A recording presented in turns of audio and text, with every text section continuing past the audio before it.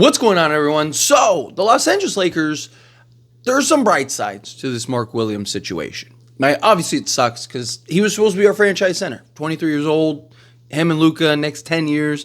Would have been fantastic, right? He's a guy that looks every bit the part, every bit like a guy that could, anchor your franchise at the center position. And unfortunately, he's gone. But the Lakers get everything back, right? They get their first, they get their pick swap, they get Connect, they get Cam Reddish, and they're going to waive a guy at some point. You're going to end up waiving him and then bringing in, that center spot at some point. I imagine the Lakers are probably going to be patient. But beyond that, right, like you now have this season to kind of get through and evaluate. You still have a chance, right, to win.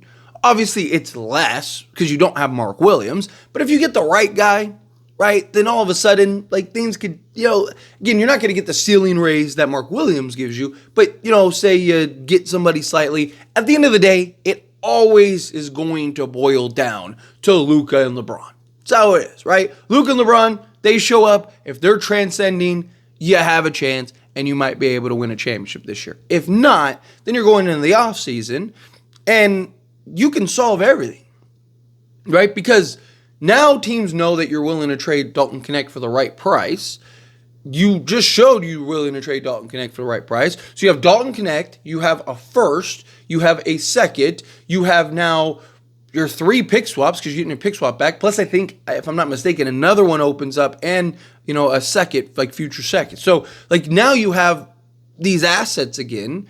You have $40 million plus in expiring contracts in Gabe Vincent, Rui Hachimura, Maxi Kleber, right? Money falls off the books. LeBron supposedly is willing to sign a new contract and take a discount so you can get a piece or two. I mean, yes, we might have missed out on Mark Williams, but again, it might be a blessing in disguise. It might actually end up being a good thing for the Lakers. And maybe in the offseason, the Lakers go and sign outright a Miles Turner, right? And now you have a Miles Turner, but you still have all your assets and all your trades and all that stuff. Or maybe you're doing a sign-in trade with the Miles Turner and then bringing in a Bruce Brown or something like that on your full mid-level exception because LeBron's cleared enough for you to do that, and you still have $20 million in tradable salary or $25 million in tradable salary or whatever it turns out to be, and then your picks and stuff because you're not trading a first in the offseason for Miles Turner. That's silly, right? You just sign him. I mean, LeBron could take enough discount for you to sign him, right? You could figure out ways. So, I mean, this could be something where, next season we're looking at it and we're like, wow, dude, the Lakers are stacked now, right? But I want to win this year, right? We all want to win this year, right? Obviously the ceiling is not as high, right? Let's say the Lakers had a 60% chance of winning the chip, right, with Mark Williams. It's, 40 now?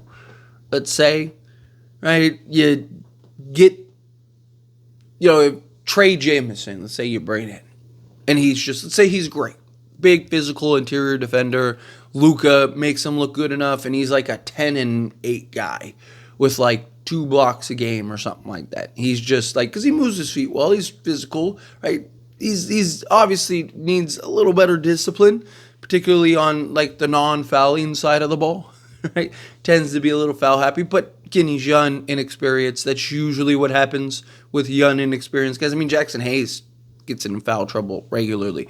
But let's say he's a near double-double guy. Let's say you're able to get a double-double guy, right?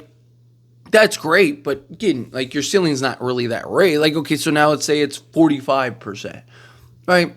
Well, how do you get back to the 60%? Luka and LeBron, right?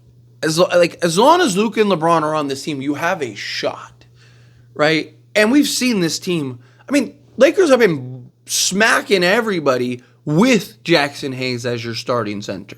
Again, I don't like it. It's not ideal, right? I think Jackson Hayes is more of your third center than your main center. You're looking to play 30 minutes. You're also probably playing a ton of small ball, right, at this point. You're probably getting a lot, which luckily you have the size to do it. You have a pretty big small ball unit, right? Because you could go, Luka, LeBron, Rui Hachimura, Dorian Finney-Smith, and Jared Vanderbilt as like a small ball unit, and like literally your smallest guy is Luka, who's like 6'6", 6'7", right? And then like everyone else is 6'8" or bigger. Right? Like it's pretty good, right? So you're probably looking at a lot of small ball. Again, Lakers are still going to be very good offensively, right? Even without Mark Williams. It was always like, at the end of the day, we were always like, okay, Luka's just going to make him look like an all-star, right? So instead of Luka making, Trey Jamison, I'm just using him as an example. Instead of making Trey Jamison look like an all-star, let's say he makes him look like a competent starter, right? Like that's still good, right? Like even if he's not a 20-10 guy, it's still a, let's say, like I said, a 10-8 guy, like still better than nothing. And again, you're probably going super small regularly. With Luka and LeBron, you're fine. I mean, look, Warriors have won 4 championships and have like only had like a center once. They're like Andrew Bogut, and that was it. They've had other centers, but for the most part, right? Like the Lakers would have a very good small ball unit, would be able to score a lot of points. You're going to be able to keep pace with most of these teams. You're going to have the team rebound, right? And Lakers have done a good job. Lakers' small ball unit this year has been good. And they have been aggressive, and they have done well at just like tracking down loose balls. You've seen them. Luka's a guy who will get you 8 rebounds a game. LeBron's a guy who'll get you 8 rebounds a game. It's just guys like Rui and, Dorian Finney-Smith, and Jared Vanderbilt has been an excellent rebounder, right? Like, so you just got to be crafty. You got to team defend. You got to make sure you're very efficient offensively. I mean, you need to be the best offense in the league. It's really what it boils down to. If you're the best offense in the league, and if their defensive intensity can be what it's been the last few years, like every team has a flaw. Every team has a hole, and that's going to get exploited, right? Sometimes it's, the guard position, right? It's like, oh, man, right? Like, we're really going to have Luka and Reeves defend these guys, whatever. Sometimes it's the wing spot, right? It's like they have, Kevin Durant. Like, you got to slow down Kevin Durant. Like, that's a mismatch, right? Like, we don't have Kevin Durant. They do, right? Like, there's always going to be spots. Sometimes it's center position. It's like, oh, man, Jokic is going to eat us alive, right? Like, but still, it's how well do you exploit the other areas, right? You're going to get areas that are exploited. Teams are always going to find those holes. Teams are always going to exploit those areas against you. Well, can you exploit their holes better, right? Like, can you do a better job at, maximizing your strengths and punishing their weaknesses to put you in the best position possible? If you can, then you're in good shape, right? If you can't, then you're in trouble, right? That's usually how it works. But look, I don't think that this is like, Chicken Little, the sky is falling, right? Like, I don't think that this is the end of the world, but it sucks, right? It does suck. Without a doubt. We were all pumped. We're all excited to see Luka, Mark Williams, and LeBron James playing together. We thought we just got our 23-year-old franchise center, right? And look, maybe we're re-exploring that trade in the offseason, right? Maybe by then he's past his physicals, he's past all his deals, he's still young, right? It's still worth doing if he can stay healthy, but maybe now you can get him cheaper, right? Maybe you're keeping your first, right? And it's just like, hey, we'll give you the pick swap and then Dalton Connect, and that's all you're getting, right? If you want to get out of the Mark Williams business, that's how you get out of the Mark Williams business, right? We'll give you we'll give you a pick swap, and we'll give you Dalton Connect. We're keeping our first, right? And they might say, sure, fine.